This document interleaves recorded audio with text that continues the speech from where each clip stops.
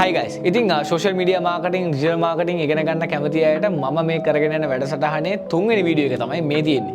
ඉතින් අපි අද කතා කරනවා engagement.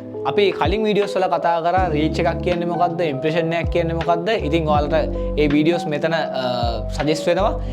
මෙතනදී අපි කතා කරනවා engagement කියන්නේ මොකක්ද කියලා. සාමාන්‍ය engagement එකක් කියන්නේ ඔයාගේ post එකට, ඔයාගේ ad එකට, ඔයාගේ YouTube වීඩියෝ එකට සාමාන්‍යයෙන් ඔයාගේ active user member කෙනෙක් ඔයත් එක්ක engage වෙනවා. ඒ කියන්නේ ඔයාට like කරනවා, ඔයාට share කරනවා, ඔයාගේ post එකට comment කරනවා, එයා story දානවා. ඉතින් ඒ වගේ ඔයාගේ content එකත් එක්ක එයා engage වෙනවා. ඒ කියන්නේ එයා අන්තර් සම්බන්ධතාවයක් හදා ගන්නවා නම් ඒකට තමයි අපි engagement කියන්නේ.